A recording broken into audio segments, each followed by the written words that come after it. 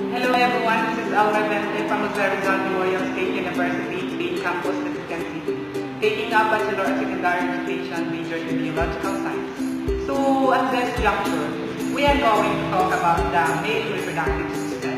So first, let's talk about the internal organs of the male reproductive system. And next, let us talk about the external accessory organs of the male reproductive system. In this video, we will focus on the functional anatomy of the male reproductive system. Let's begin by simply identifying structures that are important in the male reproductive system. These include the vas deferens, also called the ductus deferens, the penis, the testes. Note that are only one testicle shown in this diagram, the scrotum, the bulbourethral gland, the prostate gland, and finally, the seminal vesicle. You have to have the basic understanding of location in order to understand the function and how all the structures work together. We will begin with the testes, the male gonad. This is the diagram of a longitude male section through the testicle. So you can now see what's inside. Now, let's start. The majority of a testicle is composed of seminiferous tubules. These tubules produce sperm via spermatogenesis. But how? Let's take a closer look. In order to do this, we need to zoom in the seminiferous tubules and take a cross-section through the tubules. Imagine taking a garden house and cutting in half. This would be similar in cutting a tubules in half and looking what's inside. The luminal of the seminiferous tubules is lined by cells called Sertoli cells. These Sertoli cells are connected to tight junctions. Lining the outside of the Sertoli cells is a layer of a smooth muscle. Outside of the Sertoli cells are the Leydig cells. These are all the cells are really important. In addition to this structure, you will need to be familiar with the following compartment: the basal compartment and the luminal compartment.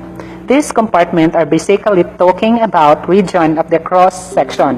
If we're talking about the basal compartment, we're talking about the area that goes from the tight junction toward the smooth muscle. And if we're talking about the luminal compartment, you're talking about the area that goes from the tight junction toward the lumen. Now that you are familiar with the structures, let's focus on their functions. We begin with the Leydig cells, also called interstitial cells.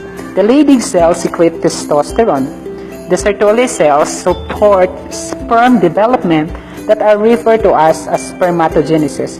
The smooth muscle surrounding the Sertoli cells allows for peristalsis. This process is important as propels sperm through the seminiferous tubules. Well, that would be the final end data that the Sertoli cells produce sperm.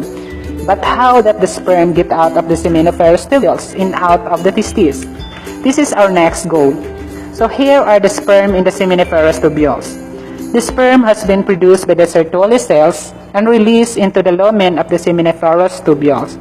That sperm travels to the little region here called rete testis and into the efferent ductules. This is the point which the sperm accept the testes. From the efferent ductules, the sperm into the epididymis and will ultimately make their way into the vas deferens. So that was the pathway the sperm are taking out of the testes. Will propel the sperm throughout the structures, peristalsis. Now the sperm are in the vas deferens, right? The vas deferens connect with the seminal vesicles to form the ejaculatory duct. At this point, the sperm is mixed with fluid that came from the seminal vesicle. The ejaculatory duct penetrates through the prostate gland to join the urethra.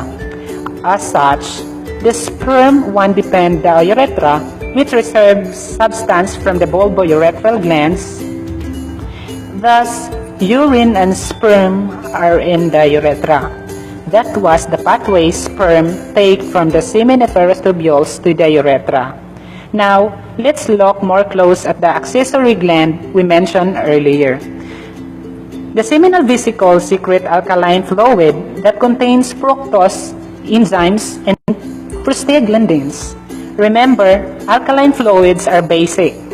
The purpose of this alkaline fluid is to neutralize the acid that is in the female reproductive tract. The fructose is used for energy. Remember, the sperm need to swim, so they need energy to motility. The enzymes of the fluid facilitate semen clothing. There are also prostaglandins in this fluid. This for motility and viability of the sperm. The prostate gland is another accessory gland. The prostate gland secretes citrate, which is an energy source for sperm motility, and enzymes to break down the semen clot once in the female reproductive tract.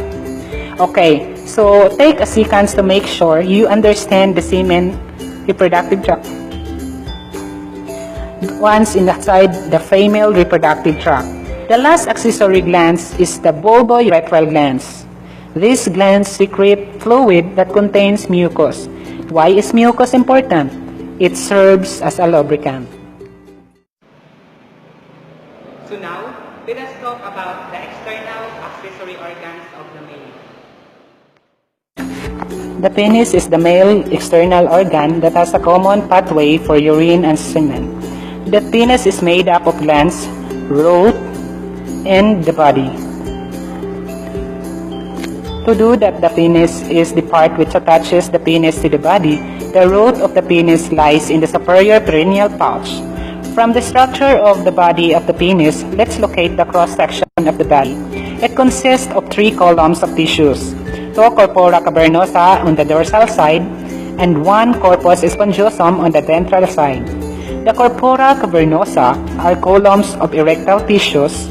Spaces or caverns get filled with blood and erect the penis. The corpora cavernosa also contain deep arteries.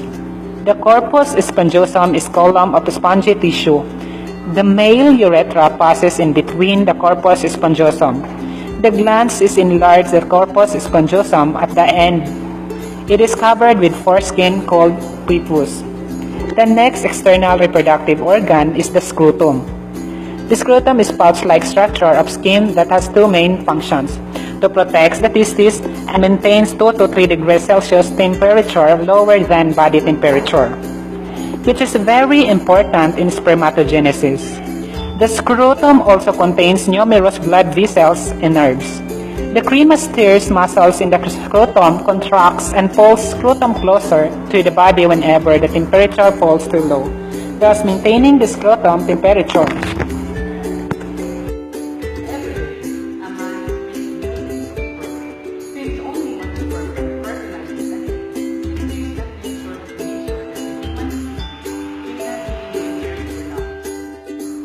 Thank you for watching. I hope that you learned something from my video. Please do like and share. Thank you.